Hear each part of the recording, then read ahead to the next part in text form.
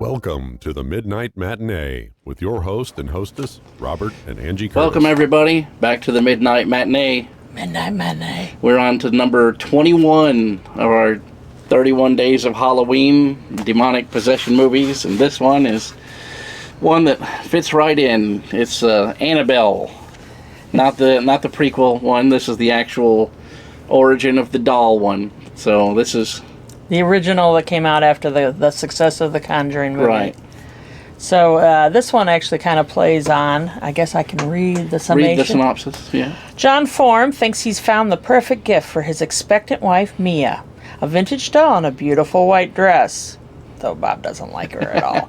However, the couple's delight doesn't last long. One terrible night, devil worshippers invade their home and launch a violent attack against the couple. When the cultists try to summon a demon, they smear bloody ruin on the nursery wall and drip blood on Mia's doll, therefore turning the former object of beauty into a conduit for ultimate evil. Yeah. So, yeah. That was our 21st movie of 31 Days, and... Right. It, I mean, I love The Conjuring, so obviously we're like, we got to see Annabelle. Oh, yeah. And especially, The Conjuring was so good. And this is the second movie that came out in the Conjuring verse. It's not canonically the second movie, but it's the second one that was released. So we were all about it, because we loved the first one. Yeah, this is set in like it says 1967. Right. Basically, a couple lives in a suburbia. They have a horrible thing that happens to their neighbor, the Higgins. Those devil worshippers, they end up coming into their house. Right. Thankfully, they didn't do anything to them. Yeah. And so basically, it starts out with the lady being pregnant, obviously. There's a lot of stuff starts happening at their house. And with her being pregnant, she's on, a level 10, 11, 12. The premise of the setup of the movie is that the Tate LaBianca murders had just happened. And they were watching on TV like, wow, how disturbing is that? And then that same thing happened to their neighbors. And the neighbor's daughter came home, and she was all hippie and everything, and they were like, "No, we gotta move." And for those who don't know, that's the Charles Manson cult that goes in and does horrible. And their daughter is in a cult like that. They don't mention that they are in the Manson cult, but she dresses like the girls from the Manson family, and the guy who's with her looks exactly like one of the people that was arrested at the Tate LaBianca murders. So. Well, this is also set in California, right, where all this was all going on. It's in Santa Monica, right, which is then, like right down the street from where the murders happened. So stuff kind of starts happening. The couple ends up moving to Pasadena. They can't stay in that house anymore, and they have the baby, and then all sorts of craziness ensues. Yeah. We don't. I mean, obviously, it's from 2014. So if you haven't seen it by now, but yeah, it's on you. It does have a lot of the things that I like. I like that they have suspense. They have like a lot of shadowy figures you don't really see. It kind of lends to your imagination. They got things like she was using that. I'm a sewing machine addict lately, and there's this part where she is pushing towards the sewing machine, and I can see that needle getting closer and closer. And as someone who has bled on every project they've ever done, it was making me nervous. But they had more of a suspenseful, kind of going back to like the Conjuring movie that kind of lent, you didn't know what was going to happen a lot of the time. It was out of the dark. Yeah, the backstory on this one is it's supposed to fill you in on the mythos of the Annabelle doll that's in the Warrens' collection back in Connecticut. So this is kind of like a dramatization of the backstory of the Annabelle doll. Yeah. So you can kind of take with that what it is, because it is it a made up story? Was the Amityville Horror made up? It was still a good movie. So, well, this had a lot of. I mean, even like when I was looking at some other people's reviews, and prep for this, a lot of people did not like this movie. It had negative reviews, and they expected it not to do well. But on what it was like a 6 point something million Yeah, the budget. It made like It had 200. a tiny budget. Yeah, like 200 and something. Like I was 257 million on a 6.5 million dollar production budget, which, and I think they even said it was like one of the highest grossing horror films. I mean, it's like in the top levels. It was good. I like I said, I don't fault this movie. The Annabelle Creation, I felt like they tried to retcon a lot of this story, and that's why I didn't really get on board with the Annabelle Creation that much, because this movie has the origin of the doll in the storytelling of this. So it's kind of like that movie didn't really need to exist. Yeah. And it kind of like it muddies the creation of it, because it's very straightforward in this. Like, the neighbor's daughter was dying, she put her spirit into the doll. The doll is possessed, by that. And then when Annabelle Creation came out, they were like, oh, no, the doll was possessed when it was made. And then now all this happened, and there was a demon in the house when it was, you're like, well, why do we do this? I know she's an antique doll, and they, obviously the creation goes back to saying that. But why would her husband bring home that dirty, nasty thing and think, oh, this is a good addition to your collection? Like, she always looks bad, Oh yeah. Well, because the whole thing was it wasn't always dirty and messed up, Well, and I guess she was some kind of collectible right, and that was the whole thing. It was because they were going to have a daughter.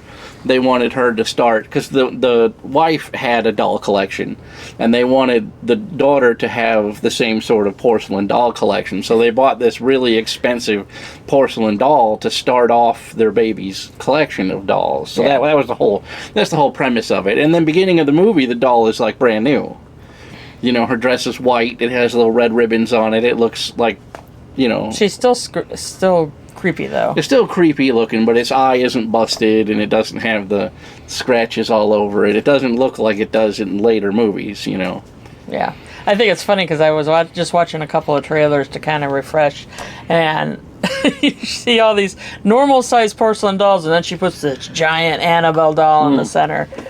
Well, that was the whole idea. It was very expensive, handmade porcelain doll, and it was like the mother collected dolls, and then she knew of these dolls, and that's why she wanted to have this very expensive, collectible doll for her daughter's first doll. Yeah. So that way it was like a big deal, So, what are your thoughts, though? Did you like the movie, or did you feel? I liked it. Like I said, as our second foray into the Conjuring verse, it still maintained, the story. And as a person who's well versed in the Warrens, like because of the paranormal channel that we do, I know the Warren stories inside and out, and I've rewatched and reread all of their files and everything, and it was a refreshing take on the Annabelle mythos, of the actual physical doll that's in the museum. Because the Warrens aren't in this, and in fact, at this point, the people who had the original Annabelle doll, the real one, was after this time period. Right. How the Warrens got it was it happens after this movie. Yeah. Because the doll. This is kind of, like I said, like this was the origin of how the doll got possessed, and then how it finds its way to the people that find its way to the Warrens, because we get introduced to the nurses at the end of this movie. So that's why I said the Annabelle Creation doesn't need to exist, in my opinion. You could just pass by that movie. And well, that's because it goes into the neighbors who were killed by the demonic daughter. They go into that how she relates to this, I guess, is a good word. Yeah. So I guess it is what it is. You want to reel it back and get some. I think we were both decided that we're gonna go. Let's put up our thing. We decided to go with blood curdling, a 3 out of 5, thrilling enough to make you look over your shoulder, but not quite enough to keep you up at night. Solid, but not sinister. Yeah. It was no Conjuring. No, but it has a good tone. And the reason why its budget was so low, it wasn't because they cut corners, because it has no big actors in it. Yeah. So you didn't get your Vera Farmiga, you didn't get the singer guy, you didn't, you didn't get any of that in this one. You got regular old B-roll actors in it, so you didn't have to spend a whole bunch of money. Because, I mean, like, by the time you get the Vera Farmiga and the Patrick Wilson. What am I trying Wilson. to say? No. Oh. The Phantom of the Opera. Oh. The Phantom of the Opera guy. Once you pay that kind of money for somebody. He was not Phantom, though. That'll double your budget right there, just having the two of them in it. Yeah, and he can sing. Yeah, he can sing. Yeah, he can sing. He's a fantastic actor, don't get me wrong. Yeah. He is a great He's like actor. the only actor, I think, working in Hollywood right now. He's in everything. That's what we were talking about in one of the reviews, where we were talking about Insidious. Yes. And I was like, I'm watching these movies and I keep having like this mental lock, because the Insidious and the Conjuring are completely different franchises, but in my mind they kind of overlap sometimes because it has the same actor in it, and you're like, I know, like he's in this, he's Ed Warren, he's like the man large and in charge demon hunter, and then the other one, he's just some dummy dad who has a gift, and his wife dumps on him because he's not spending time with his kids or whatever, you know what I mean? So it's kind of it's weird to have him play two different roles in the same genre of movies. And they got the new one coming out in September. We'll watch it. Saw the movie, the preview, and we saw the trailer for it again. So we're excited. We gotta close it out by seeing all the Conjuring movies in the theater. Yeah. So in terms of what we've been watching, though, okay, so a couple things we started. We started watching the AMC series The Preacher, which has kind of it's a little more horror comedy. Yeah, a little more horror comedy. But we also watched the 3 episodes on Max. Oh yeah, the Mortician. Yeah, and him being a funeral director, you don't know from the other channel. It was disturbing. I was just like, what? What? I mean, it was just horrible. That guy. I mean, like, oh my God. I felt so disgusted. I mean, it was like his life, what he did in real life, was a horror movie. Yeah. I mean, like stuffing bodies, seeing how many bodies they can stick in the oven at once. Record at one time, like ugh. I mean, it's because of him that they've got the regulations that they do now. Yeah. Like very strict. It's so strict. You have no idea how precise it is. Like when we take the body in the door, we put a stainless steel coin on that person, and then that number is written on all the paperwork, on the urn, on everything, and then it goes through the entire process with that burned up stainless steel coin that we zip tie to the outside of the bag, even, so that, I mean, it is, there's no doubt that that's who that person is. I keep thinking about that. I saw a TikTok where a lady decided to open her. She probably had watched this because now everybody. It was horrific because families don't even know that the ashes. Oh, it isn't. Cremains that they got back is their family member. They were filling up 55-gallon drums of cremains. Well, that's what the industry term is cremated remains, and they had a scale where a human got like 4 scoops. An adult human got they had it figured out. And then like a woman got like 3.5, and then a child got like 1, and babies got like a quarter. Like, they had a whole thing. It was the most disturbing thing I've ever seen. As a person who works in that industry every day, to see that was just like, wow. Yeah, wow. Like, just, well, and going back to that TikTok, she opened her dad's cremains. I guess it was in a box, and this was from 1973. She opens it up, and I don't know if any of you ever seen cremains, but they're not like ashes like what they're described. Yeah, that's why I always tried not to use that term. But they're pulverized down to a sandy. Yeah, it's like a powder. But this, she was picking out like pieces. Well, they used to do that. Like part of his skull and. Well, when you think a movie like Phantasm, Phantasm 2, when that came out. Yeah. There's a scene in there where the guy's processing cremains with the Well, that meat came out in tenderizer. Oh. So, I mean, that tells you about... So they didn't even have They didn't even have the machine that turns it into powder back then. They would just bust it into what pieces. Was that, like 86, 87, somewhere like that? I want to say it was in the late 80s. I'll tell you what, that movie scared me so bad. I woke up, I had the most horrible dream that I was being embalmed alive, and I could hear, I had the thing in my neck, and I could hear it, like, sucking myself.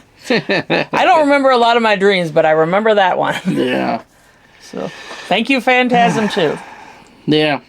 So, anyways, so back it up. So, if you like true horror, I would recommend watching The Mortician. It's real. I think it's really well done. You're gonna come across, so you're gonna feel like that guy is just dirty. That's not, and he never learns. Spoiler alert: it's not just him.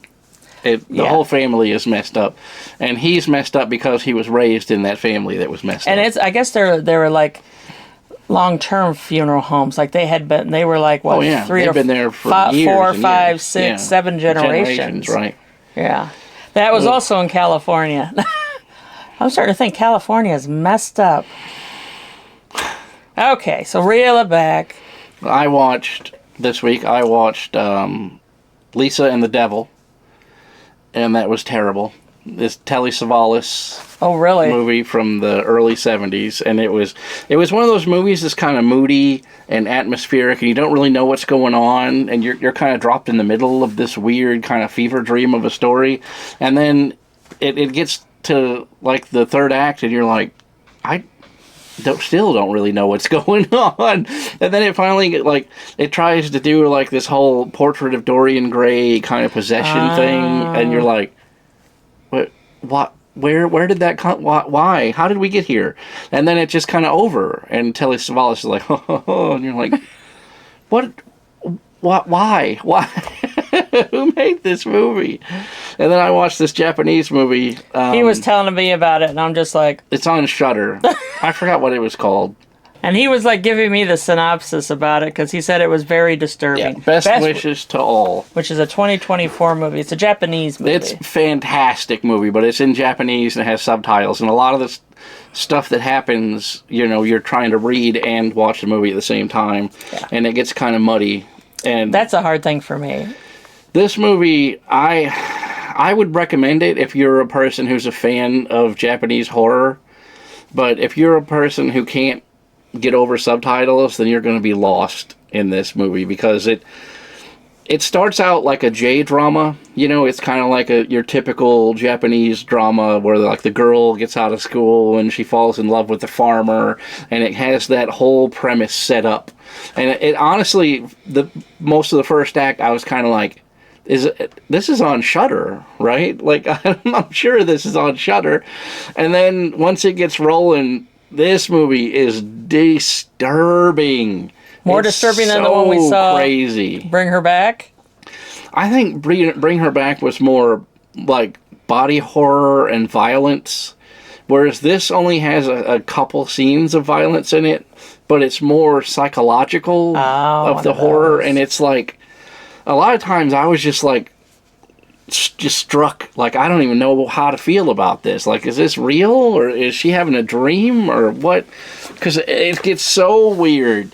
And then by the time you get to the third act, you're just like stunned at the story that you just watched. And then it has like a whole postscript kind of epilogue, scene at the end that kind of lets you decompress. And then it never really...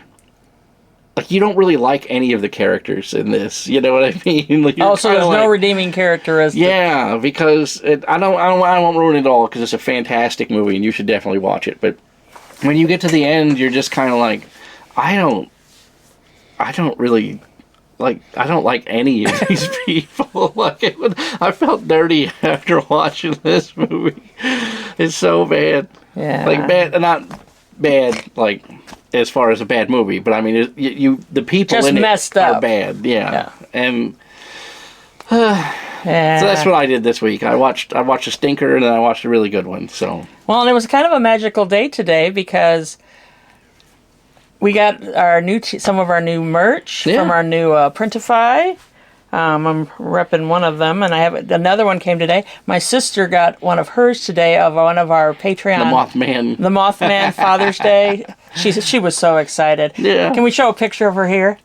Yeah, I'll put it up there. She hasn't put it on yet, but yeah, she was so excited by it, and it's nice to see someone who gets excited by the Patreon postcards. Yeah. Because I spent a lot of time putting these all together. We put a lot of work into those things. Yeah, and I tried to theme them by the month that they're in, and so if you want to buy something, join the Patreon. You get a free postcard. Yeah, you get a free piece of art. Right. Yeah. It might be worth something someday. You never know. I mean, someday Bob could be like, in his Ravi Shankar wearing an Elvis suit. We never know. As he's in his $1 million Victorian mansion. What's the guy? The 30 Second to Mars guy. What's the? Oh, Jared Leto. Jared Leto. I'm gonna start my own cult in the desert. We're all gonna wear one of those white outfits. Talking about like the muslin fabric or whatever that is. I could sew that. I love sewing with muslin. In fact, I bought 2 yards of it today. So, reel it back from the reeling. Reel it back. Reel or reel back. Reel me back in. So, yeah. So, we have new team T-shirts that arrived. He got his. Thriving. Todd got his. I got mine. Heather got hers. This is one of the ones I got this before, but I always wash everything. And now I don't know what I washed it with, but it's got little furs on it. It's got fuzz. Yeah. I'm sure I did something I wasn't supposed to. Okay. All right. Well, I think that's it. So what do we get? Blood curdling for the Annabelle. Go watch Best Wishes for All. You won't doubt. You won't regret it. It was good. Yeah, Stay away from Lisa and the Devil. Oh, and there was the other thing. So we are on our vacation this year. Are going to spend a week in Salem, Massachusetts. Yeah. And we're going to really we went before, but we did a lot of stuff in the Boston area, so we only got to spend a day in Salem. So we only had one afternoon there. Yeah, my sister and I had been a couple times, but really, didn't do a whole lot. So we're actually going to stay in Salem. And as such, I suggested that for our 31 days of Halloween movies, we're going to do witches. Witch movies, yeah. Witch. Yeah, that'll be fun. I'm sure Hocus Pocus will not make the list because Bob does not like it. It's not that I don't like that movie. Like I just don't like Bette Midler. I'm just not a fan of Bette Midler. She's such a terrible person. Yeah, and he says that what's funny is, though, that, Kathy Najimy and Sarah Jessica Parker, yeah. And they were both fantastic in that, the comedy from the two of them, they get lorded over by Bette Midler in that role, and she should not have been the lead. You know what I mean? Like, at that point, I think that it should have been an ensemble of the witches. It shouldn't have been, like, Bette is the lead, and then the other two are, S-tier witches, because Sarah Jessica Parker went on to be a lead in, a big TV show. And like, why couldn't you have let her take the ropes? Yeah. You know what I'm saying? But it is what it is, so yeah, we're going to start curating. We're going to have to curate 31 days of which movies or which Halloween. Which horror movies, so that's why. So if you guys have any you want to recommend, put it in the comments. Put it in the comments. We've seen quite a few over the day. We were talking about Black Phillip the other night when I was making the suggestion. But I want to talk. We're definitely going to have the witch. The Robert Eggers witch in it, because I have a whole theory about that we're going to discuss in that review that you guys are going to be blown away by it. And we're going to be coming back from Salem, where we're going to do some shorts around Salem and different things, and it's going to be nice. Hopefully it'll be a little less relaxing. Less relaxing. It's going to be less hectic. More relaxing. My sister and I started out back in 2002. We wanted to get to every state in the United States. And so we went on this thing where we would fly into Boston. We'd do Connecticut, Vermont, Maine, Rhode Island, anything, we would get all these states under our belt. So when him and I went, I was still in that same kind of mode because he had never been to that part. So I'm like, we went up to Vermont and we saw where they filmed the outside scenes for Beetlejuice 2, which was really cool because they had literally just finished wrapping. The day before. They had wrapped filming, and so a lot of the stuff was still up. All the stuff was still there. The security was still on set. Everything was still there. Like when we props. We went to where they filmed the covered bridge. The platform for where the camera was set was still there. Yeah. Well, then that bridge isn't even there normally. No. Yeah. No. So yeah, we did also. We went to this in Connecticut area somewhere. I think we went to that little haunted bookstore. Oh which yeah. Unfortunately, it's turned out TikTok. to be. Wah, wah, yeah. wah. It looks really cool on TikTok. It looks cool on TikTok. In person, it's weak. Very, very weak. I was very surprised for somebody who calls themselves a haunted bookstore that they did not have a plethora of horror books. Yeah, or even like a ghost book section. Yeah. It was all like just like young, like teen books. It was very weird. It wasn't really like we had imagined it was going to be like Gideon's Bake Shop, where it was themed. Oh yeah. Over, yeah. If you ever been to Gideon's down in Orlando, yeah, they got these amazing cookies. But if you go inside their Disney Springs shop, it is off the charts. Very themed, like the bookcases. Very, very Harry Potter, but not Harry Potter. That's the best way to describe it. The bookcases twist up towards the ceiling, so they start out like bookcases and they distort. And there's their mascot in different paintings all about the building. He's a little gargoyle, and then they've got like the whole atmosphere. You walk in and it's dark and it's dank, and you're like, I'm about to buy these half-pound amazing cookies from there. Yeah. But if you like the Gothic, yeah, it's at what's that? Dark Academia. Yeah, that theme, definitely. And it looks really. That's what we were expecting the haunted bookstore to be, and the haunted bookstore is actually just a shop in a strip mall. Yeah. And everything in there is like stuff you could buy off of Temu. Well, that was the one thing I thought was weird about Salem. When we went last time, because I had been, like I said, I think it was 2002, and then Heather and I went again, probably the late 2000s, and it was still just a town with a history, with the witch history, and now it has Harry Potter everywhere. Yeah, like what happened? Because I remember going to this store where they would literally. I mean, they were real witch stores, and they had like the hats and how they would do the hats for the different seasons. You make your broom and all that stuff. There is a broom making thing I would like to do, but So yeah, we like to do all sorts of haunted stuff. We spent the night. Oh, we did also, and we also on the same trip he turned 50 and woke up the next morning as a 50-year-old in the Lizzie Borden house. Yep. Which I started to think I'm dating myself, but a lot of people don't know who Lizzie Borden is anymore. Right. Yeah, we stayed in the Lizzie Borden house, and then we got up that morning. We went to the cemetery to visit her grave, and then we visited her pets' graves. Well, we went then we went to her house, yes, where she actually lived when, once they sold the. And she is for those who don't know, she basically was accused of basically bludgeoning both her stepmother and her father to death. Yeah. And he laid on a couch that was in the same spot. I laid in the same spot where the dad was unalived in the TikTok parlance. We actually stayed in the suite of the mom and the dad, which no murders happened in there. But this place is so freaking cool. Sorry, they for an extra cost, you can wake up with an axe under your pillow. It is pretty cool, and they have a gift shop that is in the old carriage house where Lizzie had her chicken coop. That was a part of the trial. Yeah. So. Yep. Oh my God, we've really gone off. Okay, reel it back a lot. So I guess we will see you next time. Yeah. Catch us next time at the Midnight Matinee. Here's Todd. You've been watching the Midnight Matinee, brought to you by the Veritas Project. So when the clock strikes 12, grab your tickets for the next episode of the Midnight Matinee.